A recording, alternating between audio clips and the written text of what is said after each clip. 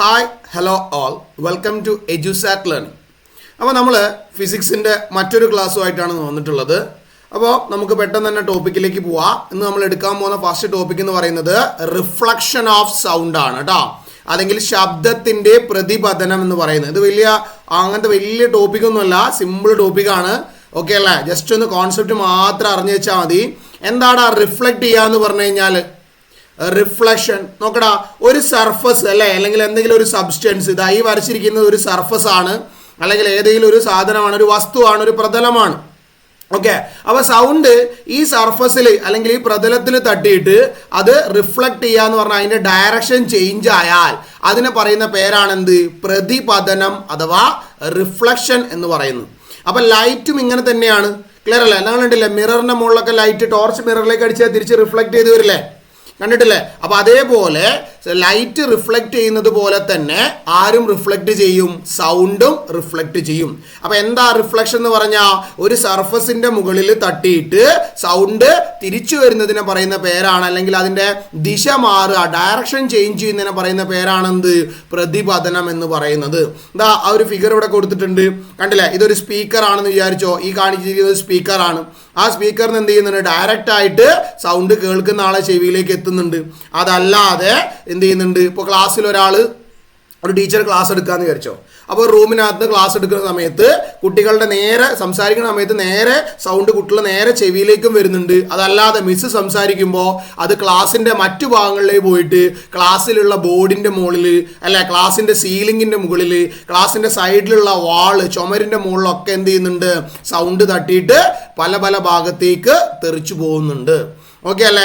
അതിനെയാണ് എന്ത് പറയുക? റിഫ്ലക്ഷൻ ഓഫ് സൗണ്ട് അഥവാ ശബ്ദത്തിന്റെ പ്രതിപതനം എന്ന് പറയാം. മറന്നുകൊണ്ട, പ്രതിപതനം ആണ് റിഫ്ലക്ഷന്റെ മലയാളം. അങ്ങനെയാണെങ്കിൽ ഈ പോയിന്റ് വളരെ ഇമ്പോർട്ടൻ്റ് ആണ്. ഈ പോയിന്റ് ഇംഗ്ലീഷ് മീഡിയവും മലയാളം മീഡിയക്കാരും നിർബന്ധമായിട്ട് പഠിച്ചു വെക്കുക. റിഫ്ലക്ഷൻ എന്താ? മിനുസമുള്ള പ്രതലങ്ങളിൽ പരിപരുത്ത പ്രതലങ്ങളെ അപേക്ഷിച്ച് ശബ്ദം നന്നായി പ്രതിപദിക്കും എന്നാ പറഞ്ഞത്. എന്താ മിനിസം? സ്മൂത്ത് എന്ന് പറഞ്ഞാൽ എന്താടാ? നിങ്ങളിപ്പോൾ ക്ലാസ്സിൽ വൈറ്റ് ബോർഡ് ഇല്ലേ, മാർക്കറോട് നമ്മൾ എഴുതുന്ന വൈറ്റ് ബോർഡ്, ആ ബോർഡ് നോക്ക്. ക്ലിയർ അല്ലേ? അതെന്താണ്? സ്മൂത്ത് സർഫസ് ആണ്. അതൊരു സ്മൂത്ത് ആയിട്ടുള്ള സർഫസ് ആണ്, അല്ലെങ്കിൽ മിനുസമുള്ള പ്രതലമാണ്. നമ്മൾ ഗ്ലാസ് ഒക്കെ മാതിരി. എന്താ ചുമര് കണ്ടില്ലേ നിങ്ങൾ? വാള് കണ്ടിട്ടുണ്ടോ? വാള് എന്ന് പറയുന്നത് മിനുസല്ല, റഫാണ്, റഫ് സർഫസാണ്. അപ്പോൾ എന്താ ഈ സ്മൂത്തും റഫും തമ്മിലുള്ള വ്യത്യാസം? റഫ് എന്ന് പറഞ്ഞാൽ അതിനകത്ത് ഇപ്പോൾ ചുമര് നോക്കടാ, നമ്മളൊരു വീട്ടിലകത്തോ അല്ലെങ്കിൽ ക്ലാസ് റൂമിലോ ഉള്ള ചുമര് നോക്കുക, അല്ലെ വാള് നോക്കുക. ആ ചുമരിൻ്റെ മുകളിൽ ചെറിയ ചെറിയ കുത്തുകൾ ഉണ്ടാവും, ചെറിയ ചെറിയ കുഴികൾ ഉണ്ടാവും, ചിലപ്പോൾ ഹൈറ്റ് കൂടിയ ഭാഗങ്ങളുണ്ടാവും, ചില ഹൈറ്റ് കുറഞ്ഞ ഭാഗങ്ങളുണ്ടാവും. അതായത് ആ എന്തല്ല? സ്മൂത്ത് അല്ല. അപ്പം അങ്ങനെയുള്ള സർഫസിനെ വിളിക്കുന്ന പേരാണെന്ത്? റഫ് സർഫസ് എന്ന് പറയുന്നത്. ക്ലിയർ ആവുന്നില്ല? നമ്മളെ കോൺക്രീറ്റ് ഒക്കെ കണ്ടില്ലേ? കോൺക്രീറ്റിന്റെ മുകളിൽ കണ്ടില്ല? നമ്മൾ കൈ കൊണ്ട് ഇങ്ങനെ തൊട്ട് കഴിഞ്ഞാൽ നമുക്ക് റഫ് ഫീൽ ചെയ്യില്ലേ? അങ്ങനെ അതിനുള്ള സർഫസിനെയാണ് എന്ത് പറയുക? റഫ് സർഫസ് എന്ന് പറയാം. എന്നാൽ ഗ്ലാസിന്റെ മുകളിൽ തൊട്ട് നോക്കുക, ഗ്ലാസിന്റെ അല്ലെ, വിൻഡോ ഗ്ലാസ്, അതുപോലെ തന്നെ നമ്മളെ വൈറ്റ് ബോർഡ്, ഇതൊക്കെ തൊട്ട് നോക്കിയാൽ എന്താ? ഫോണിന്റെ സ്ക്രീന്, ലാപ്ടോപ്പിന്റെ സ്ക്രീൻ, ഇതിന്റെ മുകളിലൊക്കെ ഗ്ലാസ് അല്ലേ? അതൊക്കെ തൊട്ട് നോക്കിയാൽ എന്താണ്? അത് ചില ഭാഗത്ത് ഹൈറ്റ് കൂടി, ചില ഭാഗത്ത് കുറവ്, കുറച്ച് കുഴികൾ, അങ്ങനെയാണോ ഉള്ളത്? അല്ല. അപ്പോൾ അങ്ങനെ അല്ലാത്ത സർഫസ്, സ്മൂത്ത് ആയ സർഫസ് എന്താണെന്ന് മനസ്സിലായല്ലോ? അല്ലെങ്കിൽ മിനുസമുള്ള പ്രതലം. അപ്പോൾ ഈ സ്മൂത്ത് സർഫസിന്റെ മുകളിൽ ലൈറ്റ് വന്ന് തട്ടുമ്പോഴാണ് റിഫ്ലക്ഷൻ കൂടുതലായിരിക്കും റഫ് സർഫസിന്റെ മുകളിൽ ലൈറ്റ് വന്ന് തട്ടുന്നതിനേക്കാൾ. അതായത് ഇപ്പോൾ നോക്കടാ, ഇതൊരു സർഫസ് ആണെന്ന് വിചാരിക്കുക. ക്ലിയർ അല്ലേ? ആ സർഫസിന് ലൈറ്റ് വന്ന് തട്ടുന്ന സ്ഥലത്തിനെയാണ് എന്ത് പറയുക? സർഫസ് അഥവാ പ്രതലം എന്ന് പറയുക. ലൈറ്റ് അല്ല, അവിടെ സൗണ്ടാണ്. സൗണ്ട് വന്നിട്ട് ഒരു ഒബ്ജക്റ്റിന്റെ മുകളിൽ ഇടിച്ചാൽ, അല്ലെങ്കിൽ ഒരു ചുമരിന്റെ മുകളിൽ ഇടിക്കുകയാണെങ്കിൽ അത് നമുക്ക് എന്ത് പറയാം? പ്രതലം, അല്ലെങ്കിൽ അതിനെയാണ് സർഫസ് എന്ന് പറയാം. എന്തിന്റെ മുകളിലാണോ സൗണ്ട് പോയിട്ട് ഇടിക്കുന്നത് അതിനെയാണ് പ്രതലം അഥവാ സർഫസ് എന്ന് പറയാം. അപ്പൊ ആ ഇടിക്കുന്ന സർഫസ് സ്മൂത്ത് ആണെങ്കിൽ റിഫ്ലക്ഷൻ കൂടുതലായിരിക്കും. ഓക്കെ അല്ലേ? സർഫസ് എന്താണ്? റഫ് ആണെങ്കിൽ, പരിപരുത്ത പ്രതലമാണെങ്കിൽ അവിടെ പ്രതിപതനം അഥവാ റിഫ്ലക്ഷൻ എന്തായിരിക്കും? കുറവായിരിക്കും. അതവിടെ പറഞ്ഞു നോക്കട്ടെ. എന്താ? മിനുസമുള്ള പ്രതലങ്ങൾ പരിപരുത്ത പ്രതലങ്ങളെ അപേക്ഷിച്ച് ശബ്ദത്തെ നന്നായി പ്രതിപദിക്കും. അപ്പം നിങ്ങൾക്ക് റിഫ്ലക്ഷൻ വേണം, സൗണ്ടിനെ റിഫ്ലക്റ്റ് ചെയ്യണം എന്ന് നിങ്ങൾ ആഗ്രഹിക്കുന്നുണ്ടെങ്കിൽ എന്ത് വേണം? സർഫസ് എന്താവണം? സ്മൂത്ത് ആക്കണോ റഫ് ആക്കണോ? റൈറ്റ്, സ്മൂത്ത് ആക്കണം. ഇനി ഞാനൊരു അങ്ങനെയാണ് ഇവിടുന്ന് ഒരു കാര്യം ചോദിക്കട്ടെ. നമ്മളുടെ സിനിമാ തിയേറ്റർ അല്ലെ, സിനിമാ തിയേറ്ററിന്റെ വാള്, ചുമര്, ഉൾഭാഗത്തുള്ള ചുമര്, വാള് സ്മൂത്ത് ആക്കണോ റഫ് ആക്കണോ? എന്താ പറയാ, നിങ്ങൾ പറയാ സ്മൂത്ത് ആക്കി എന്താ സംഭവിക്കുക, അവിടെ സ്ക്രീനിൽ പറയുന്ന സൗണ്ട് ഒക്കെ റിഫ്ലക്ട് ചെയ്ത് പിന്നെയും നമ്മൾ തന്നെ കേൾക്കൂലേ. അപ്പൊ നമുക്ക് ആ സിനിമ കാണുന്നതിന്റെ ഇടയിൽ കൂടെ പറഞ്ഞ ഡയലോഗ് പിന്നെയും സൗണ്ട് കേൾക്കുന്ന പോലെ ഉണ്ടാവും. അതായത് ആകെ ഒരു ഡിസ്റ്റർബൻസ് ആയിരിക്കും ഉണ്ടാവുക. അപ്പൊ സിനിമാ തിയേറ്ററിന്റെ ഒക്കെ ഉൾഭാഗം വാള്, ഇൻസൈഡ് വാള് എന്താണ്, സ്മൂത്ത് അല്ല, റഫ് ആക്കാനുള്ള കാരണം എന്താ, സൗണ്ടിന്റെ റിഫ്ലക്ഷൻ കുറയ്ക്കാനാണ്. ഓക്കെ അല്ലേ. അപ്പൊ നിങ്ങൾ ഇവിടെ പഠിച്ചു വെച്ചാൽ മതി, സ്മൂത്ത് സർഫസ് ആണെങ്കിൽ റിഫ്ലക്ഷൻ കൂടുതലായിരിക്കും, റഫ് സർഫസ് ആണെങ്കിൽ റിഫ്ലക്ഷൻ കുറവായിരിക്കും. മിനുസമുള്ള പ്രതലത്തിലാണ് പ്രതിപതനം കൂടുതൽ, പരുപരുത്ത പ്രതലത്തിൽ പ്രതിപതനം കുറവാണ്. അടുത്ത് reflection of sound is utilised. എവിടേക്കാണ് നമ്മൾ ഈ റിഫ്ലക്ഷൻ ഓഫ് സൗണ്ട് നമുക്ക് ഉപയോഗപ്പെടുന്ന രീതിയിലാക്കുക എന്നാണ് നമുക്ക് പഠിക്കാനുള്ളത്. ഒന്നാമത് യൂസ് ചെയ്യുന്നതാണ് സൗണ്ട് ബോർഡ് എന്ന് പറയുന്ന ഒരു ടെക്നിക്ക്.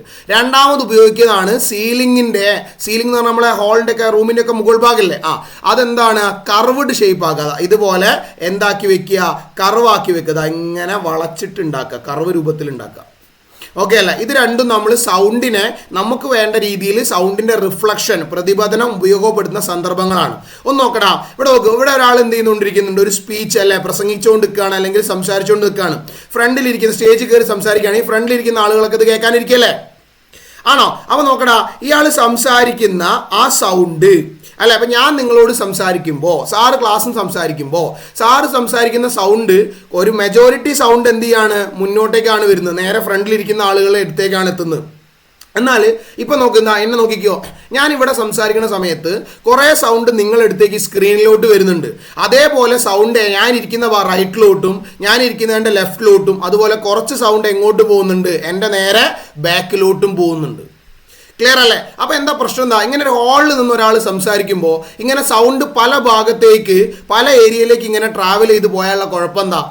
എടാ, ഒരാൾ ഹാളിൽ എന്തിനാ നമ്മൾ പോയിരിക്കുന്നത്, ഒരാൾ പ്രസംഗിക്കുമ്പോൾ നമ്മൾ പോയിരിക്കുന്നത് എന്തിനാ, അയാൾ സംസാരിക്കുന്ന കാര്യങ്ങൾ കേൾക്കാനല്ലേ.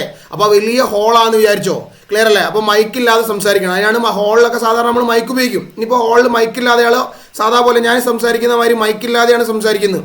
അപ്പൊ ആ സംസാരിക്കുന്ന ആള് അല്ലെ ഞാൻ പറയുന്ന കാര്യങ്ങൾ ആ ഹാളിലിരിക്കുന്ന എല്ലാ ആളുകളും കേൾക്കണ്ടേ, വേണ്ടേ?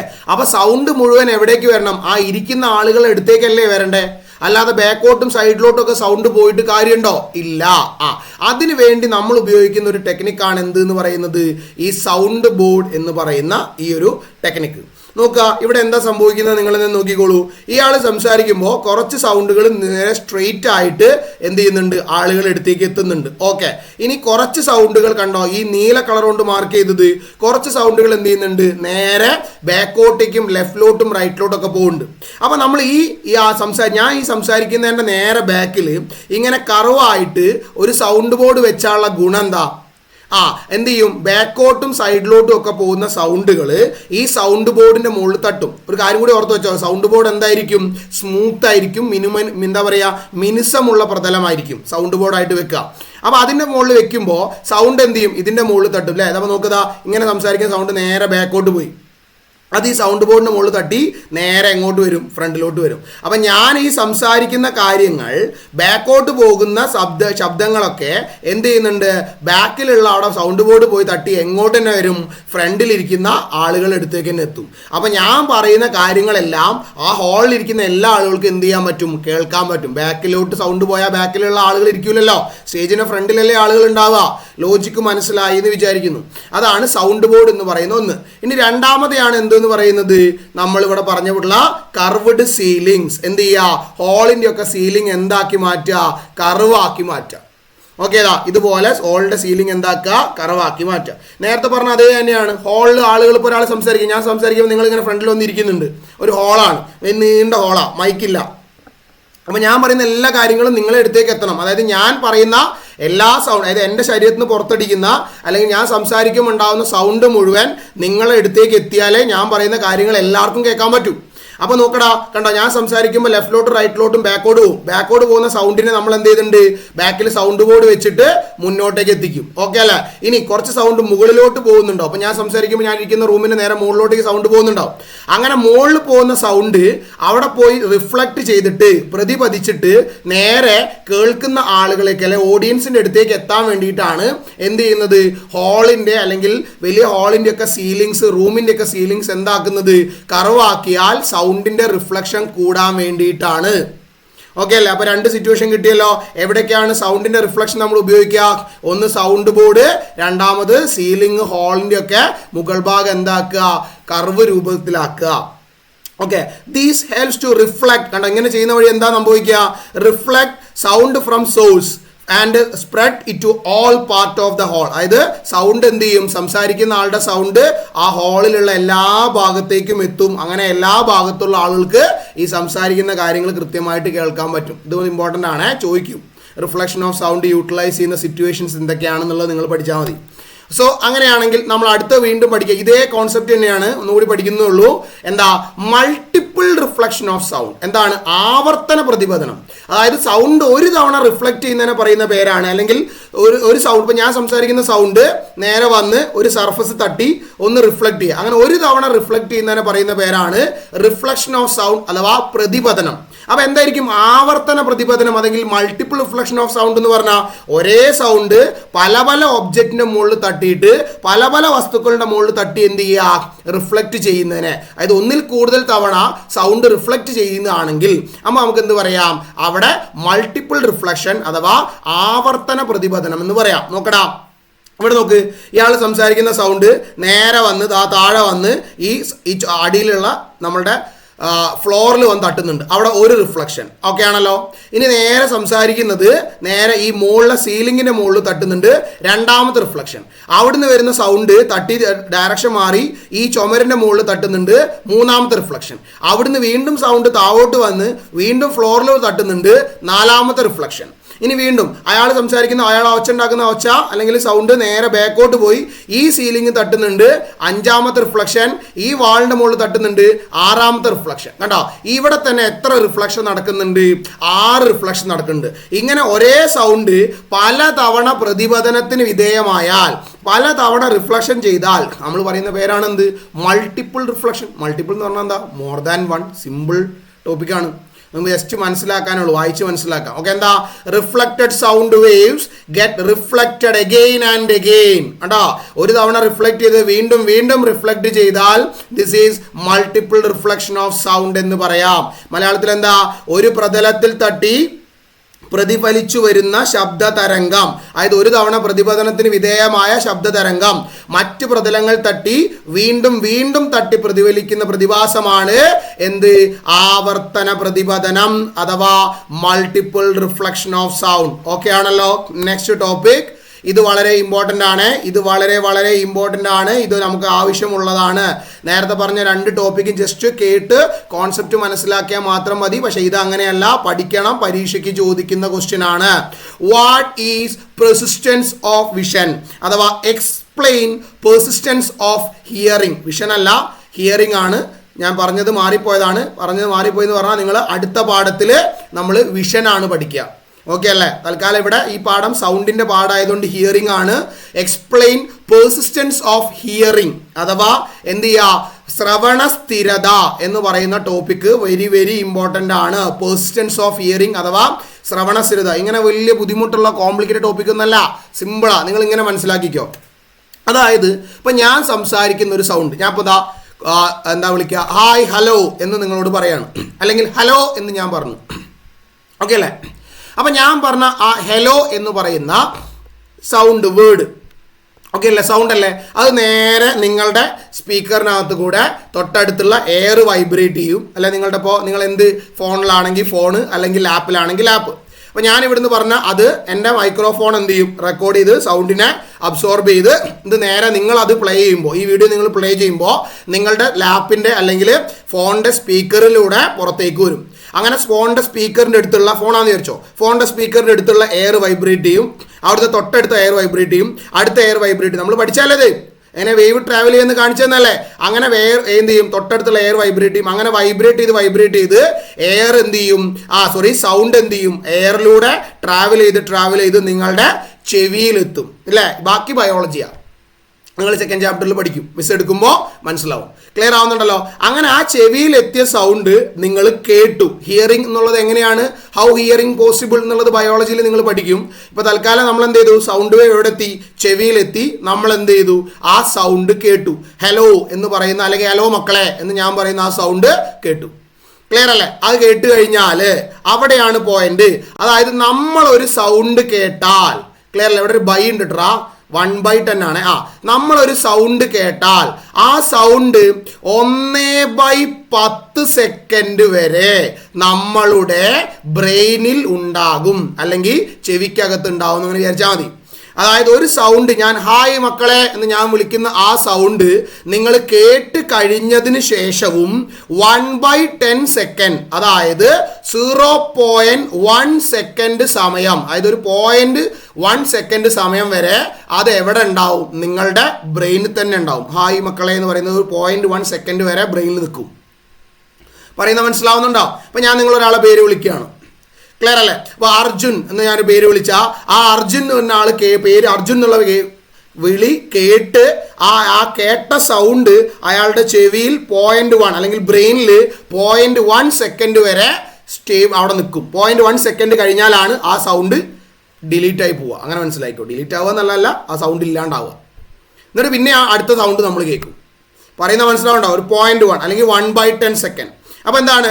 ദ ഓഡിറ്ററി എക്സ്പീരിയൻസ്, നമ്മൾ കേട്ട sound produced by a sound of about 1/10 of a second. അതായത് എന്താ? 1/10 സെക്കൻഡ് സമയം വരെ ആ സൗണ്ട് നമ്മുടെ ചെവിയിൽ ഇങ്ങനെ നിലനിൽക്കും. This characteristic known as persons of hearing. ഇതിനെയാണ് എന്ത് പറയുക? ശ്രവണ സ്ഥിരത അല്ലെങ്കിൽ പേഴ്സിസ്റ്റൻസ് ഓഫ് ഹിയറിംഗ് എന്ന് പറയുക. If another sound falls on the earring during this time, അതായത് നിങ്ങൾ ആലോചിച്ച് നോക്ക്, ആ ഒരു സെക്കൻഡ്, അതായത് ഞാൻ ഹായ് മക്കളെ എന്ന് പറയുന്ന ആ സൗണ്ട് നിങ്ങളുടെ ചെവിയിൽ എത്തിയ അതേ സമയത്ത്, ക്ലിയർ അല്ലേ, വേറൊരാൾ പറയുന്ന ഒരു കാര്യം കൂടി, അല്ലെങ്കിൽ വേറൊരു നോക്കാം, നിങ്ങളുടെ റൂമിൽ ഒരു പാട്ടുണ്ട്, ക്ലിയർ അല്ലേ? അപ്പം ഞാൻ ഹായ് മക്കളെ എന്ന് പറയുന്ന സമയത്താണ് ആ പാട്ടും പ്ലേ ആയതെങ്കിൽ ഈ ഹായ് മക്കളെ എന്ന് പറയുന്ന സൗണ്ടും ആ സോങ്ങിൻ്റെ സൗണ്ടും ഒരുമിച്ചാണ് നിങ്ങളുടെ ചെവിയിലേക്ക് എത്തുക. അതായത് ആ 0.1 സെക്കൻഡിൻ്റെ ഉള്ളിൽ, അല്ലെ, ഒരു സൗണ്ട് നമ്മുടെ ചെവിയിൽ 0.1 സെക്കൻഡ് ഉണ്ടാവുന്നല്ലേ പറഞ്ഞേ. അപ്പോൾ ആ 0.1 സെക്കൻഡിൻ്റെ ഉള്ളിൽ വേറെ ഏതെങ്കിലും ഒരു സൗണ്ട് നിങ്ങൾ കേട്ടാൽ ഈ രണ്ട് സൗണ്ടും ഒരുമിച്ച് കേട്ട ഒരു എഫക്റ്റാണ് ഉണ്ടാവുക. അതാണ് നമ്മൾ പാട്ട് വെച്ച് സംസാരിക്കുമ്പോൾ ശ്രദ്ധിച്ച് നോക്കിയാൽ മതി. നിങ്ങൾ റൂമിൽ പാട്ട് വെച്ചിട്ടുണ്ട്, ആ സമയത്ത് നിങ്ങളുടെ പാരൻസ് ആരെങ്കിലും നിങ്ങളോട് സംസാരിക്കുന്നുണ്ട്, ആ സമയത്ത് നിങ്ങളുടെ ചെവിയിൽ പാട്ടും കേൾക്കും, അല്ല, നിങ്ങൾ ആ റൂമിൽ വെച്ച പാട്ടും കേൾക്കും, അതേ സമയത്ത് അമ്മ വന്ന് സംസാരിക്കുന്ന വേർഡ്സും കേൾക്കും. ശ്രദ്ധിച്ചിട്ടുണ്ടാവും. അതിന് കാരണം എന്താ? അമ്മ സംസാരിക്കുന്ന വേർഡ്സും പാട്ടിൻ്റെ വേർഡ്സും ഒരേ സമയത്താണ് ചെവിക്കകത്തേക്ക് എത്തുന്നത്. അപ്പോൾ ഈ രണ്ട് സമയവും കൂടി ഒരേ ടൈമിലാണ് ഈ സൗണ്ട്സ് എത്തുന്നതുകൊണ്ട് അത് രണ്ടും നമുക്ക് ഒരുമിച്ച് എന്ത് ചെയ്യാൻ പറ്റും? കേൾക്കാൻ പറ്റും. ഇതിനെയാണ് എന്ത് പറയുക? പേഴ്സിസ്റ്റൻസ് ഓഫ് വിഷൻ എന്ന് പറയുക. സംഗതി വളരെ സിമ്പിളാണ്. നമ്മൾ കേട്ട ഒരു സൗണ്ട് 1/10 സെക്കൻഡ് നമ്മളുടെ ചെവിയിൽ നിൽക്കും. ഇതിനെ പറയുന്ന പേരാണ് എന്ത്? Persistence of hearing. വിഷൻ അല്ല, പേഴ്സിസ്റ്റൻസ് ഓഫ് ഹിയറിംഗ് അഥവാ ശ്രവണ സ്ഥിരത എന്ന് പറയും. സാറ് വിഷൻ എടുത്തിട്ട് അതാണ് ഇടയ്ക്ക് ഓർമ്മ വരുന്നത് കേട്ടോ. അപ്പോൾ എന്താ ഇവിടെ ഉദ്ദേശം എന്താണ്? പേഴ്സിസ്റ്റൻസ് ഓഫ് ഹിയറിംഗ് അഥവാ ശ്രവണ സ്ഥിരത. ഒന്നുകൂടി വായിക്കാം. ശബ്ദം നമ്മുടെ ചെവിയിൽ എത്തിക്കഴിഞ്ഞാലും ആ ശബ്ദത്തിൻ്റെ അനുഭവം, ആ ശബ്ദം എഫക്റ്റ് 1/10 സെക്കൻഡ് അഥവാ 0.1 സെക്കൻഡ് സമയം വരെ നമ്മുടെ തലച്ചോറിൽ ഉണ്ടാകും. ഓക്കെ അല്ലേ? ഈ പ്രതിഭാസത്തിനെ ശ്രവണ സ്ഥിരത അഥവാ പേഴ്സിസ്റ്റൻസ് ഓഫ് വിഷൻ എന്നാണ് നമ്മൾ എന്ത് ചെയ്യുക? വിളിക്കുക. ഓക്കെ ആണല്ലോ? ആ സമയത്ത്, അതായത് ആ 0.1 സെക്കൻഡിൽ നമ്മൾ 2-3 ശബ്ദം കേട്ടാൽ ആ രണ്ട് ശബ്ദങ്ങളും മിക്സായിട്ട് ഒറ്റ സൗണ്ട് പോലെയാണ് നമുക്ക് ഫീൽ ചെയ്യുക. അപ്പോൾ നമ്മൾ പാട്ടും അതിൻ്റെ ഇടയിൽ കൂടെ ഒരാൾ സംസാരിക്കുകയും ചെയ്താൽ ആ സംസാരിക്കുന്ന സൗണ്ടും നമ്മൾ കേൾക്കുന്ന മ്യൂസിക്കിൻ്റെ സൗണ്ടും രണ്ടും കൂടി മിക്സായിട്ട് രണ്ടും ഒരുമിച്ചാണ് നമ്മൾ എന്ത് ചെയ്യുക? കേൾക്കുക. ക്ലിയർ ആവുന്നുണ്ടല്ലോ? അപ്പം ഞാൻ ഡാ എന്ന് പറഞ്ഞു, അതൊരു സെക്കൻഡ് നിങ്ങൾ ചെവിയിൽ നിന്നു, അല്ലേ? പിന്നെ ഹായ് എന്ന് പറഞ്ഞു, അപ്പോൾ അടുത്ത ഒരു സെക്കൻഡ് കുറച്ച് വെക്കും.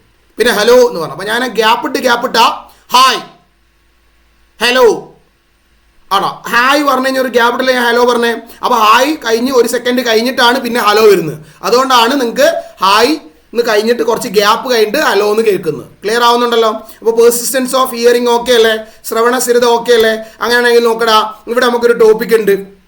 അതായത് നോക്കടാ, എത്ര നമ്മൾ പറഞ്ഞില്ലേ, ഒരു സെക്കൻഡ് സമയം കൊണ്ട് വീണ്ടും സൗണ്ട് കേട്ടാലേ ആ രണ്ട് സൗണ്ടും മിക്സായ ഒരു എഫക്റ്റ് ഉണ്ടാവുന്നല്ലേ ഇപ്പോൾ സാറ് പറഞ്ഞത്. ഇപ്പോൾ പറഞ്ഞിട്ടുള്ളൂ, ആ രണ്ട് ശബ്ദങ്ങൾ കൂട്ടിക്കലർന്ന ഒറ്റ ശബ്ദമായി നമ്മൾ കേൾക്കുന്നല്ലേ പറഞ്ഞത്. ഒരു സെക്കൻഡ് ഉള്ളിൽ വീണ്ടും സൗണ്ട് വന്നാ ആണോ? ഒരു സെക്കൻഡിന്റെ ഉള്ളിൽ 2-3 ശബ്ദം വന്നാൽ ആ 3 ശബ്ദവും മിക്സ് ആയിട്ടാണ് നമ്മൾ എന്ത് ചെയ്യുക, ബ്രെയിനിന് മനസ്സിലാക്കാൻ പറ്റുക. വേറെ വേറെ ആയിട്ട് മനസ്സിലാക്കാൻ പറ്റൂല.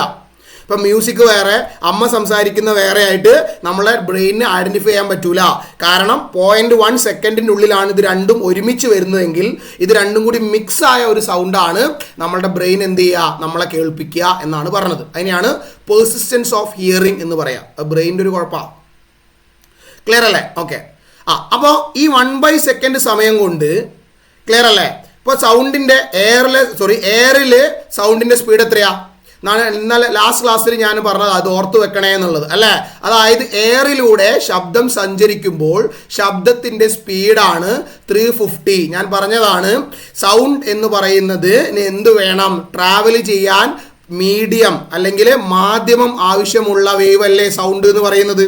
അതെ, അങ്ങനെ മാധ്യമം ആവശ്യമുള്ളപ്പോൾ ഓരോ മീഡിയത്തിൽ കൂടെയും സൗണ്ടിൻ്റെ സ്പീഡ് എന്തായിരിക്കും, ഡിഫറൻ്റ് ആയിരിക്കും. എയറിലൂടെയുള്ള സൗണ്ടിൻ്റെ സ്പീഡാണ് 350 മീറ്റർ/സെക്കൻഡ്. സ്പീഡ് നമ്മൾ ലാസ്റ്റ് ക്ലാസ്സിൽ പഠിച്ചതാ. ഓക്കെ. അപ്പം 350. അപ്പം ഞാൻ സംസാരിക്കുന്ന കാര്യങ്ങൾ ഇപ്പോൾ ക്ലാസ്സിൽ ഞാൻ നിങ്ങളോട് സംസാരിക്കുകയാണെങ്കിൽ അവിടെ എയർ അല്ലേ ഉള്ളത്. ഇപ്പം ഞാൻ സംസാരിക്കുന്ന എൻ്റെ സൗണ്ട് ആ എയറിലൂടെ 350 മീറ്റർ/സെക്കൻഡ് ട്രാവൽ ചെയ്തിട്ടാണ് നിങ്ങളുടെ ഓരോരുത്തരെയും ചെവിയിലേക്ക് എത്തുന്നത്. ക്ലിയർ അല്ലേ? അങ്ങനെയാണെങ്കിൽ നമ്മൾ പറഞ്ഞു നമുക്ക് കേൾക്കാൻ, അതായത് ഒരു സൗണ്ട് കേൾക്കുന്ന ടൈം മീൻസ് ഒരു സൗണ്ട് നമ്മുടെ ബ്രെയിനിൽ നിൽക്കുന്ന ടൈം എത്രയാ? 0.1 സെക്കൻഡ് അല്ലേ? അതാണ് ഇവിടെ കൊടുത്ത് നോക്കടാ. വായുവിൽ ശബ്ദത്തിന്റെ വേഗത സ്പീഡ് 350 മീറ്റർ/സെക്കൻഡ് ആണ്. ശ്രവണ സ്ഥിരത അല്ലെ പെർസിസ്റ്റൻസ് ഓഫ് വിഷൻ എത്ര സമയം വേണം? 0.1 സെക്കൻഡിനുള്ളിൽ നമ്മൾ കേട്ടാലേ അത് മിക്സ് ആയിട്ട് നമുക്ക് കേൾക്കാൻ പറ്റൂ. അങ്ങനെയാണ് നോക്കടാ. നോക്ക്, ഇതാ ഇവിടെ കണ്ടോ, ഡിസ്റ്റൻസ് സ്പീഡിന്റെ ഇക്വേഷൻ നല്ല പഠിപ്പിച്ചതാ. നോക്ക് എന്താ പറഞ്ഞേ, വേഗം പറഞ്ഞേ. സ്പീഡ് ഇസ് ഈക്വൽ ടു എന്താണ്? Distance by time. അങ്ങനെയാണ് ഡിസ്റ്റൻസ് കാണാനുള്ള ഇക്വേഷൻ റൈറ്റ് സൈഡ് പറഞ്ഞേ. ഡിസ്റ്റൻസ് ഈക്വൽ ടു എന്തായിരിക്കും?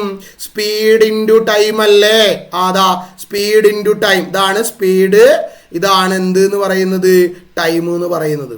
ഓക്കെ അല്ലേ? അങ്ങനെയാണെങ്കിൽ ഡിസ്റ്റൻസ് കാണാനുള്ള ഇക്വേഷൻ എന്താ നോക്ക്. സ്പീഡ് ഇൻറ്റു ടൈം അല്ലേ? സ്പീഡ് എത്രയാ? സൗണ്ടിന്റെ സ്പീഡ് എത്രയാ എയറില്? 350. നമുക്ക് കേൾക്കാനുള്ള ടൈം എത്രയാ? 0.1 സെക്കൻഡ്. അതായത് അപ്പോൾ ആൻസർ എത്രയാ കിട്ടുക? 35 മീറ്റർ. അതായത് നോക്കണേ, മിനിമം 35ന്റെ പകുതി എടുക്കുക. എത്രയാ? 17.5. അതായത് 17.5 മീറ്ററിൻ്റെ ഉള്ളിൽ വെച്ചിട്ട് ഒരാൾ സംസാരിച്ചാൽ, 2-3 ഒബ്ജക്റ്റ് സംസാരിച്ചാൽ നമുക്ക് എന്ത് ചെയ്യും? പെർസിസ്റ്റൻസ് ഓഫ് വിഷൻ കാരണം ആ കേട്ട ശബ്ദവും രണ്ടാമത്തെ സൗണ്ടും മിക്സ് ആയിട്ട് കേൾക്കും. പറയുന്നത് മനസ്സിലാവുന്നുണ്ടോ? ക്ലിയർ അല്ല? ഇത് 17.5 മീറ്റർ ദൂരം ഉണ്ടെങ്കിൽ, ദൂരത്തിലാണ് 2 ഒബ്ജക്റ്റ് ഉള്ളതെങ്കിൽ ആ 2 ഒബ്ജക്റ്റിൽ നിന്ന് വരുന്ന സൗണ്ട് ഒരേപോലെ നമുക്ക് കേൾക്കാൻ വേണ്ടി പറ്റും. പറയുന്നത് മനസ്സിലാവുന്നുണ്ടോ? ഓക്കെ അല്ലേ? എന്നാൽ അപ്പം എൻ്റെ ചോദ്യം അതല്ല, ഒരു ഒബ്ജക്റ്റ്, അതായത് ഈ 17.5 മീറ്ററിൽ കൂടുതലാണ് ഒരു ഒബ്ജക്റ്റ് ഉള്ളത്, അല്ലെങ്കിൽ 0.1 സെക്കൻഡ് സമയം കഴിഞ്ഞിട്ട് നമ്മൾ ഒരു പറഞ്ഞ ഡയലോഗ് വീണ്ടും കേൾക്കുക, അതിനെയാണ് നമ്മൾ എന്ത് പറയുക? എക്കോ അഥവാ പ്രതിധ്വനി എന്ന് പറയാം. അതായത് നമ്മൾ പറഞ്ഞ ഒരു കാര്യം, ഒരു സൗണ്ട്, ഇപ്പോൾ ഹലോ എന്ന് ഞാൻ പറഞ്ഞു, ആ ഹലോ എന്ന് പറയുന്ന വേർഡ് ഞാൻ പറഞ്ഞു കഴിഞ്ഞ്, ഓക്കെ അല്ലേ, ഞാൻ പറയുന്നത് ഞാൻ തന്നെ കേൾക്കൂലേ? എടാ ഹലോ എന്ന് ഞാൻ പറയുമ്പോൾ ഞാൻ തന്നെ അത് കേൾക്കുമല്ലോ, കാരണം ഞാൻ പറയുന്ന സൗണ്ട് നേരെ എൻ്റെ ചെവിയിലേക്കും കൂടി വരുമല്ലോ. അപ്പോൾ ഹലോ എന്ന് ഞാൻ പറയുന്ന വേർഡ് ഞാൻ കേട്ട് കഴിഞ്ഞു. അത് കഴിഞ്ഞൊരു 2-3 സെക്കൻഡ് കഴിഞ്ഞിട്ട് വീണ്ടും ഹലോ എന്ന് കേട്ടാൽ, അതായത് നമ്മൾ പറഞ്ഞ സൗണ്ട് വീണ്ടും നമ്മൾ കേട്ടാൽ അതിനെ പറയുന്ന പേരാണെന്ത്? എക്കോ. അങ്ങനെ hello hello hello hello hello കണ്ടോ? അങ്ങനെ വരുന്നതിൽ എക്കോ എന്ന് പറയാം. നമ്മൾ എക്സ്പീരിയൻസ് ചെയ്തിട്ടുണ്ടാവും. ഇല്ലെങ്കിൽ ഇതാ ഇവിടെ ഒരു വീഡിയോ കാണിക്കാം. നോക്ക്, ഇപ്പം ഞാൻ ഹലോ എന്ന് പറഞ്ഞു കണ്ടോ? അത് നേരെ കുറച്ച് കഴിഞ്ഞ് കേട്ട് പിന്നെ കണ്ടോ പിന്നെ തിരിച്ച് ഹലോ ഹലോ ഹലോ എന്ന് പറഞ്ഞ് വീണ്ടും കേൾക്കുക. ഒന്നുകൂടെ ഞാൻ ഹലോ എന്ന് പറഞ്ഞു, അതാ ദൂരെ മലയെ പോയി തട്ടി തിരിച്ച് ഹലോ ഹലോ ഹലോ. അതായത് പറഞ്ഞ കേട്ട ശബ്ദം വീണ്ടും എന്ത് ചെയ്യുക? കേൾക്കുന്നതിനെ പറയുന്ന പേരാണെന്ത്? എക്കോ എന്ന് പറയുന്നത്. കണ്ടോ? ഹലോ ഹലോ ഹലോ എന്നിങ്ങനെ നമ്മൾ കേൾക്കും. ക്ലിയർ അല്ലേ? അതിനെയാണ് എന്ത് പറയുക? എക്കോ. അപ്പോൾ എന്താ എക്കോ എന്ന് പറഞ്ഞാൽ? Echo is the sound heard after a while due to the reflection of initial sound. ആദ്യം പറഞ്ഞ സൗണ്ട് കേട്ടതിന് ശേഷം, ഇപ്പോൾ ഹലോ എന്ന് ഇയാൾ പറയും, അത് നേരെ അങ്ങനെ അപ്പോൾ ആ ഹലോ എന്ന് പറയുമ്പോൾ ഞാൻ തന്നെ ആ പറഞ്ഞ ഹലോ ഞാൻ കേൾക്കും, കാരണം ഞാൻ പറയുന്നത് എൻ്റെ സൗണ്ട് ചെവിയിലേക്ക് വരുമല്ലോ. ആ ഹലോ ഞാൻ കേട്ട് കഴിഞ്ഞു കേട്ടോ. അപ്പോൾ ഞാൻ ഹലോ എന്ന് പറഞ്ഞ സൗണ്ട് ഇങ്ങനെ ഒന്നുകൂടി കാണിക്കാം. അപ്പോൾ ഞാൻ ഒന്നുകൂടി ഓക്കെ ഒന്നുകൂടി വെക്കണേ. ഓക്കെ, അപ്പോൾ ഞാൻ എന്ത് ചെയ്തു? ഹലോ എന്ന് പറയും. ക്ലിയർ അല്ലേ? അങ്ങനെ ഹലോ എന്ന് പറയുന്ന സൗണ്ട് ആദ്യം ഞാൻ തന്നെ അത് കേൾക്കും, കാരണം ഞാൻ പറയുന്ന സൗണ്ടിൻ്റെ ചെവിയിലേക്ക് വരുമല്ലോ. പിന്നെ ആ ഹലോ എന്ന് പറയുന്ന സൗണ്ട് ഞാൻ പറഞ്ഞത് എന്ത് ചെയ്യും, ഇങ്ങനെ സൗണ്ട് എയർ കൂടെ ഇങ്ങനെ ട്രാവൽ ചെയ്ത് വേവ് രൂപത്തിൽ ട്രാവൽ ചെയ്ത് പോയി എവിടെ ദൂരത്തുള്ള ഒരു മൗണ്ടെയിൻ, ഒരു മലേൻ്റെ മുകളിൽ തട്ടി തിരിച്ച് അവിടുന്ന് എന്ത് ചെയ്യും, ആ ഹലോ എന്ന് പറയുന്ന സൗണ്ട് തിരിച്ചിങ്ങനെ ട്രാവൽ ചെയ്ത് എൻ്റെ അടുത്തേക്ക് തന്നെ വരും. അപ്പോൾ എന്താ സംഭവിക്കുക, നേരത്തെ ഞാൻ പറഞ്ഞ ഹലോ ഞാൻ ഓൾറെഡി കേട്ട് കഴിഞ്ഞു. ഇപ്പോൾ വീണ്ടും ആ ഞാൻ പറഞ്ഞ ഹലോ എവിടെയോ പോയി തട്ടി തിരിച്ചു വന്ന് എൻ്റെ ചെവിയിലേക്ക് തന്നെ വന്നാൽ ഞാൻ ആദ്യം പറഞ്ഞ ഹലോ ഞാൻ ഒന്നുകൂടെ കേൾക്കില്ലേ? കേൾക്കും. ഇതിനെയാണ് എന്ത് പറയുക, എക്കോ എന്ന് പറയാം. നോക്കടാ, ആദ്യം ഹലോ ഞാൻ പറഞ്ഞു, അത് അവിടെ പോയി തട്ടി തിരിച്ച് ഹലോ ഹലോ ഹലോ എന്ന് പറഞ്ഞ് വീണ്ടും പല സ്ഥലത്ത് പോയി തട്ടി തിരിച്ച് വരിക. അപ്പോൾ അങ്ങനെയാണെങ്കിൽ ഞാൻ പറഞ്ഞ ആ ഡയലോഗ് 1 or 2 തവണയായി പിന്നെയും ചെറിയ സെക്കൻഡ് ഗ്യാപ്പിൽ ഞാൻ തന്നെ കേട്ടാൽ അതിനെ പറയുന്ന വാക്കാണ്, അല്ലെങ്കിൽ അതിനെ പറയുന്ന ഇതിനാണ് എന്ത് പറയുക, എക്കോ അഥവാ പ്രതിധ്വനി എന്ന് പറയാം. ഓക്കെ ആണോ? അപ്പം നിങ്ങൾ പറഞ്ഞേ, ഇപ്പം നമ്മളൊരു കണക്ക് പഠിച്ചു, ഓർമ്മ ഉണ്ടോ? എന്താ 17.5 മീറ്ററിലാണ് ഒരു സാധനം ഉള്ളതെങ്കിൽ, ആ 17.5 മീറ്ററിലാണ് ഒരു ഒബ്ജക്റ്റ് ഉള്ളതെങ്കിൽ, ഇപ്പം ഞാൻ ഇവിടെ നിൽക്കുന്നു, ക്ലിയർ അല്ലേ? വേറൊരു ഒബ്ജക്റ്റ് 17.5 മീറ്ററിലുണ്ട്. അങ്ങനെയാണെങ്കിൽ അതിൻ്റെ ഉള്ളിൽ വന്ന ആ 2 സൗണ്ട് ഞാൻ എന്തായിട്ടാണ് കേൾക്കുക, മിക്സ് ആയിട്ടാണ് കേൾക്കുക. ആണോ അല്ലയോ? ആണ്. എന്നാൽ 17.5 മീറ്ററിന് പുറത്താണുള്ളതെങ്കിൽ ഓക്കെ അല്ലേ, എന്താ സംഭവിക്കുക, ആ സൗണ്ട് ഞാൻ കേട്ടതിന് ശേഷം അത് പോയി റിഫ്ലക്റ്റ് ചെയ്ത് തിരിച്ചു വരുമ്പോഴേക്ക് 0.1 സെക്കൻഡ് കഴിഞ്ഞിട്ടുണ്ടാകും. നമ്മളതല്ലേ പഠിച്ചത്? 0.1 സെക്കൻഡിനുള്ളിൽ നമ്മളൊരു സൗണ്ട് കേൾക്കണമെങ്കിൽ ആ സൗണ്ട് എത്ര ദൂരം ട്രാവൽ ചെയ്യണം, 35 മീറ്റർ ട്രാവൽ ചെയ്യണം. അതായത് 17.5 മീറ്റർ ഉള്ള സ്ഥാനത്ത് പോയി തട്ടി തിരിച്ചു വരണം. എന്താ 35 മീറ്റർ എന്ന് പറഞ്ഞാൽ എന്താ, ടോട്ടൽ ഡിസ്റ്റൻസ് അല്ലേ? അപ്പോൾ ഞാനൊരു സൗണ്ട് കേൾക്കണമെങ്കിൽ ആ സൗണ്ട് പോയി ഒരു സാധനത്തിൻ്റെ മുകളിൽ തട്ടി തിരിച്ചു വരണ്ടേ? ആ തിരിച്ചു വന്ന സൗണ്ടും ഞാൻ ഉണ്ടാക്കിയ സൗണ്ടും 0.1 സെക്കൻഡിനുള്ളിലാണെങ്കിലാണ് രണ്ടും കൂടി മിക്സ് ആക്കി കേൾക്കുക. അതായത് 17.5 മീറ്ററിൻ്റെ ഉള്ളിലാണ് പോയി തട്ടി തിരിച്ചു വരുന്നതെങ്കിൽ ആ സൗണ്ട് ഞാൻ മിക്സ് ആയിട്ടാണ് കേൾക്കുക. എന്നാൽ എക്കോ എന്ന് പറഞ്ഞാൽ അങ്ങനെയാണോ? അല്ല. എന്താ എക്കോ എന്ന് പറഞ്ഞാൽ, നമ്മൾ പറഞ്ഞ സൗണ്ട് നമ്മൾ കേട്ടതിന് ശേഷം വേറെ എവിടെയോ പോയി തട്ടി കുറച്ച് സമയം കഴിഞ്ഞ് റിഫ്ലക്റ്റ് ചെയ്ത് തിരിച്ചു വരിക. ആ തിരിച്ചു വരുന്ന സൗണ്ട് ഞാൻ കേൾക്കുന്നത് എന്തായാലും ഞാൻ ആദ്യം ഉണ്ടാക്കിയ സൗണ്ട് കേട്ട് 0.1 സെക്കൻഡ് കഴിഞ്ഞിട്ടായിരിക്കില്ലേ രണ്ടാമത്തെ സൗണ്ട് ഞാൻ കേൾക്കുക. അങ്ങനെയാണെങ്കിൽ ആദ്യം കേട്ട സൗണ്ടും രണ്ടാമത് കേട്ട സൗണ്ടും തമ്മിൽ ഒരു ചെറിയ ഗ്യാപ്പ് ഉണ്ടാവില്ലേ? അതായത് ആദ്യത്തെ സൗണ്ട് റിപ്പീറ്റ് ആയി വരുന്നത് പോലെയാണ് രണ്ടാമത്തെ സൗണ്ട് ഉണ്ടാവുക. അതിനെയാണ് എന്ത് പറയുക, എക്കോ എന്ന് പറയുക. അപ്പം എക്കോ ഉണ്ടാവണമെങ്കിൽ എന്ത് വേണം? റിഫ്ലക്റ്റിംഗ് സർഫസും നമ്മളെ സൗണ്ടും, അതായത് നിങ്ങളും ഇപ്പം നിങ്ങൾ ഇതാണെന്ന് വിചാരിച്ചോ, ക്ലിയർ അല്ലേ? നിങ്ങൾ ഉണ്ടാക്കിയ സൗണ്ട് പോയി തട്ടി തിരിച്ചു വരുന്ന സാധനമാണ് റിഫ്ലക്റ്റിംഗ് സർഫസ് എന്ന് പറയുന്നത്. ആ നിങ്ങൾ ഉണ്ടാക്കിയ സൗണ്ട് പോയി തട്ടി തിരിച്ചു വരാൻ മിനിമം എത്ര സമയത്ത് കൂടുതൽ എടുക്കണം? 0.1 സെക്കൻഡിൽ കൂടുതൽ എടുത്താലേ നിങ്ങൾ ആ സൗണ്ടിനെ സെപ്പറേറ്റ് ആയിട്ട് കേൾക്കൂ. അങ്ങനെയല്ലേ മക്കളെ? ഹലോ എന്ന് പറയുന്ന സൗണ്ട് ഇവിടെ പോയി തട്ടി എന്ത് ചെയ്യണം? തിരിച്ചു വരുമ്പോൾ ഹലോ എന്ന് പറയുന്ന സൗണ്ട് തിരിച്ചു വരണം. ആ തിരിച്ചു വരുന്ന സൗണ്ട് 0.1 സെക്കൻഡിനേക്കാൾ കഴിയണ്ടേ? കാരണം എന്താ, ആ 0.1 സെക്കൻഡ് ഉള്ളിൽ തന്നെ കേട്ടാ ഞാൻ പറഞ്ഞ ഹലോ വീണ്ടും ഞാൻ കേട്ട് രണ്ടും കൂടി മിക്സ് ആയ രൂപത്തിലല്ലേ കേൾക്കുക. അതിനെയാണോ എക്കോ എന്ന് പറയുക? അല്ല. നമ്മൾ പറഞ്ഞ സൗണ്ട് നമ്മൾ കേട്ട് കഴിഞ്ഞ് 1-2 സെക്കൻഡ് കഴിഞ്ഞിട്ട് വീണ്ടും റിപ്പീറ്റ് കേൾക്കുന്നതിനെ പറയുന്ന പേരാണെന്ത്? എക്കോ എന്ന് പറയുന്നത്. ദാറ്റ് മീൻസ് ഈ പോയ ഹലോ എന്ന് പറയുന്ന സൗണ്ട് എന്ത് ചെയ്യണം? അവിടെ എത്തി തിരിച്ചു വരാൻ എടുക്കുന്ന സമയം എന്തായാലും 0.1 സെക്കൻഡിനേക്കാൾ കൂടുതലായിരിക്കണം. ഓക്കെ അല്ലേ? അതായത് മിനിമം അവിടെ 17.5 മീറ്ററിന്റെ മുകളിൽ ആ ഡിസ്റ്റൻസ് തമ്മിൽ വ്യത്യാസമുണ്ടെങ്കിലേ അവിടെ എന്ത് ഉണ്ടാവുള്ളൂ? എക്കോ ഉണ്ടാവുള്ളൂ. മനസ്സിലാക്കിക്കോ, പഠിച്ചു വെച്ചോ. എക്കോ ഉണ്ടാവണമെങ്കിൽ സൗണ്ട് കേൾക്കുന്ന ആളും സൗണ്ട് റിഫ്ലക്റ്റ് ചെയ്യുന്ന സർഫസും, ഈ 2 സർഫസും തമ്മിൽ മിനിമം 17.5 മീറ്ററിൽ കൂടുതൽ എന്ത് വേണം? ഡിസ്റ്റൻസ് വേണം. അങ്ങനെയാണെങ്കിൽ ആദ്യ ശബ്ദം ശ്രവിച്ചതിന് ശേഷം അതേ ശബ്ദം റിഫ്ലക്റ്റ് ചെയ്ത് നമ്മൾ വീണ്ടും കേൾക്കും. ഇതിനെയാണ് എന്ത് പറയുക? എക്കോ അല്ലെങ്കിൽ പ്രതിധ്വനി എന്ന് പറയുക. ഓക്കെ ആണോ? ക്ലിയർ അല്ലേ? അങ്ങനെയാണ് നമ്മൾ പഠിച്ചു. എയറിൽ 17.5 മീറ്ററിൽ കൂടുതലാണെങ്കിൽ എക്കോ എന്ന് പറയുന്ന കൺസെപ്റ്റ് ഉണ്ടാവും. അല്ലേ? എയറിനകത്താണ് 2 സർഫസ് ഉള്ളതെങ്കിൽ ഈ 2 സർഫസും തമ്മിൽ ഓക്കെ ആണ്.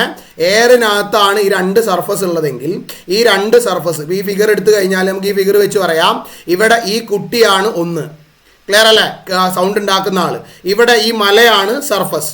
ഈ കുട്ടി ഉണ്ടാക്കുന്ന സൗണ്ടും ഈ ഇവിടെ പോയി തട്ടി ഈ സർഫസ് അല്ലേ, സർഫസ് ഓഫ് റിഫ്ലക്ഷൻ സർഫസ് അല്ലേ, ഇവിടെ റിഫ്ലക്റ്റ് ചെയ്ത് തിരിച്ചു വരാൻ എടുക്കുന്ന ആ സൗണ്ട് എക്കോ രൂപം കേൾക്കണമെങ്കിൽ ഈ കുട്ടിയും ഈ മലയും തമ്മിൽ മിനിമം 17.5 മീറ്ററിൻ്റെ മുകളിലെങ്കിലും എന്ത് വേണം, ഡിസ്റ്റൻസ് വേണം. അതായത് ഒരു 18 മീറ്ററൊക്കെ ഡിസ്റ്റൻസ് ഉണ്ടെങ്കിൽ എക്കോ ഉണ്ടാവും. അതല്ല ഡിസ്റ്റൻസ് 17.5 മീറ്ററിനേക്കാൾ കുറവാണ്, ഇവിടെ ഉള്ള ഒരു സർഫസിൻ്റെ മുകളിലാണെങ്കിൽ അവിടെ പോയി ഇവിടെ നോക്ക്, ഈ ഗ്രീൻ കളർ നോക്കുക, ഈ ഗ്രീൻ കളർ ഓക്കെ അല്ലേ, ഈ ഗ്രീൻ കളറിൽ വരച്ചിരിക്കുന്നതാണ് അടുത്ത രണ്ടാമത്തെ പുതിയ സർഫസ്. ഓക്കെ അല്ലേ. ഇവിടെ ഒരു സാധനം ഒരു ബോർഡ് ഉണ്ട് വെച്ചോ, ഇവിടെ അല്ലെങ്കിൽ ഇവിടെ എന്തോ ഒരു സാധനം ഉണ്ട് വെച്ചോ, ഇവിടെ ഒരു മരം ഉണ്ട് വെച്ചോ. അങ്ങനെയാണെങ്കിൽ ഈ ഗ്രീനിൻ്റെ മുകളിൽ പോയിട്ട് ഈ കുട്ടി ഉണ്ടാക്കുന്ന സൗണ്ട്, ഈ ഹലോ എന്ന് പറയുന്ന സൗണ്ട് ഇവിടെ പോയി തട്ടി ഒറ്റയടിക്ക് തന്നെ എന്ത് ചെയ്യും, പെട്ടെന്ന് തന്നെ തിരിച്ച് ഇവിടേക്ക് എത്തും. അപ്പോൾ ഇവന് എക്കോ കേൾക്കാൻ പറ്റുമോ? ഇല്ല. എക്കോ രൂപത്തിൽ സൗണ്ട് ഉണ്ടാവില്ല. അവൻ ആദ്യം പറഞ്ഞ സൗണ്ട് ഒരു മിക്സ് രൂപത്തിലാണ് കേൾക്കുക. എന്നാൽ ഇവിടെ ഈ ഒരു ഗ്രീൻ കളറിൽ എന്തില്ല, നമ്മളുടെ സർഫസ് ഇല്ല എന്ന് വിചാരിച്ചോ. അങ്ങനെയാണെങ്കിൽ എന്ത് ചെയ്യും, നേരെ ഈ എന്താ സംഭവിക്കുക, ഈ മൗണ്ടെയിൻ്റെ മുകളിൽ പോയി തട്ടിയിട്ട് സൗണ്ട് തിരിച്ചു വരും. പക്ഷെ ആ ദൂരം കൂടുതലാണ് അല്ലേ, മിക്കവാറും ഇത് എന്തായാലും ഒരു 18 മീറ്ററിൻ്റെ മുകളിൽ ഇവർ തമ്മിൽ അങ്ങോട്ടും ഇങ്ങോട്ടും ഉണ്ട്. അപ്പോൾ അതുകൊണ്ട് തന്നെ ആ സൗണ്ടിന് പോയി തിരിച്ചു വരാൻ കുറച്ച് ടൈം എടുക്കും. അപ്പോൾ അതുകൊണ്ട് ആദ്യം കേട്ട സൗണ്ട് കേട്ട് ഒരു 1-2 സെക്കൻഡ് സമയം കഴിഞ്ഞിട്ടായിരിക്കും വീണ്ടും ഈ ഹെലോ എന്ന് പറയുന്ന റിഫ്ലക്റ്റ് ചെയ്ത് വരുന്ന സൗണ്ട് കേൾക്കുക. പറയുന്നത് മനസ്സിലാവുന്നുണ്ടോ? അതിനെയാണ് നമ്മൾ എന്ത് പറയുക, എക്കോ എന്ന് പറയുക.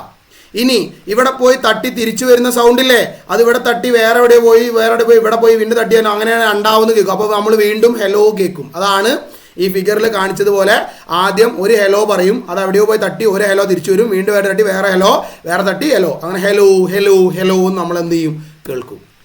ഓക്കെ, ഇതാണ് എക്കോ എന്ന് പറയുന്നത്. ഇനി ഇവിടെ ഒരു ചോദ്യമുണ്ട്, what should be the minimum distance between the source and reflection surface to hear echo in water. Air ആണെങ്കിൽ അല്ലേ മിനിമം ഡിസ്റ്റൻസ് എത്ര പറഞ്ഞത്, 17 പോയിന്റ് എന്ന് പറഞ്ഞത് ആണോ? എയർ ആണെങ്കിലാണ് മിനിമം ഡിസ്റ്റൻസ് എത്ര വേണമെന്ന് പറഞ്ഞത്, 17.5 കൂടുതൽ വേണമെന്ന് പറഞ്ഞത്. അപ്പോൾ വാട്ടർ ആണെങ്കിൽ എത്ര വേണമെന്നാണ് ചോദിച്ച്. അതിന് നമുക്ക് എന്തറിഞ്ഞാൽ മതി, വാട്ടറിലുള്ള ശബ്ദത്തിൻ്റെ സ്പീഡ് അറിഞ്ഞാൽ പോരെ. എയറിൽ 350 ആണെങ്കിൽ വാട്ടറിൽ സൗണ്ടിൻ്റെ സ്പീഡ് എത്രയാ, 1480 ആണ്. സോ നമുക്കറിയാം ഡിസ്റ്റൻസ് അല്ലേ കാണേണ്ടത്, എത്ര ദൂരം മിനിമം എന്നല്ലേ കാണണ്ടേ. അപ്പോൾ ഡിസ്റ്റൻസ് കാണാൻ സ്പീഡ് ഇൻറ്റു എന്ത് ചെയ്താൽ മതി, ടൈം 0.1 സെക്കൻഡ് ആണല്ലോ നമ്മൾ കേൾക്കേണ്ടതുണ്ട്. അപ്പോൾ ഡിസ്റ്റൻസ് സ്പീഡ് എത്രയാ, 1480 ഇൻറ്റു ടൈം എത്രയാ, 0.1 ചെയ്താൽ എത്ര കിട്ടും, 148. ഡിസ്റ്റൻസാ, അതിൻ്റെ പകുതി എടുക്കണം. അപ്പോൾ 148ൻ്റെ പകുതി എത്രയാ, 74 മീറ്റർ. അതായത് വെള്ളത്തിലാണെങ്കിൽ രണ്ട് സർഫസിൻ്റെ ഇടയിൽ മിനിമം എത്ര ദൂരം വേണം, 74 മീറ്ററിൽ കൂടുതലാണെങ്കിൽ നമുക്ക് എന്ത് കേൾക്കൂ, വെള്ളത്തിനകത്ത് എന്ത് കേൾക്കൂ, എക്കോ ഉണ്ടാകൂ. ക്ലിയർ ആണല്ലോ. അപ്പോൾ ഇന്നത്തെ ക്ലാസ് എല്ലാവർക്കും മനസ്സിലായെന്ന് വിചാരിക്കുന്നു. എന്തെങ്കിലും ഡൗട്ട് ഉണ്ടെങ്കിൽ നിങ്ങൾ കമൻ്റ് ആയിട്ട് അറിയിക്കുക. സോ എക്കോ വളരെ ഇമ്പോർട്ടൻ്റ് ആണ്. എക്കോ നിന്ന് എന്തുണ്ടാവും, ക്വസ്റ്റ്യൻ ഉണ്ടാവും. പരീക്ഷയ്ക്ക് ഒരു പടക്കം പൊട്ടിക്കുമ്പോൾ എക്കോ കേട്ട സൗണ്ടിൻ്റെ ഡിസ്റ്റൻസ് കാണാമെന്ന് പറഞ്ഞ ടെസ്റ്റിൽ ഒരു ക്വസ്റ്റ്യൻ കിടക്കുന്നുണ്ട്. ആ ക്വസ്റ്റ്യനാണ് കഴിഞ്ഞ ഓണപരീക്ഷയ്ക്കും അതുപോലെ യൂണിറ്റ് ടെസ്റ്റിനും ഒക്കെ വന്നിട്ടുള്ളത്. സോ ക്രാക്കറിൻ്റെ ഒരു പ്രോബ്ലം ടെസ്റ്റിലുണ്ട്, അത് ചെയ്ത് പഠിക്കുക.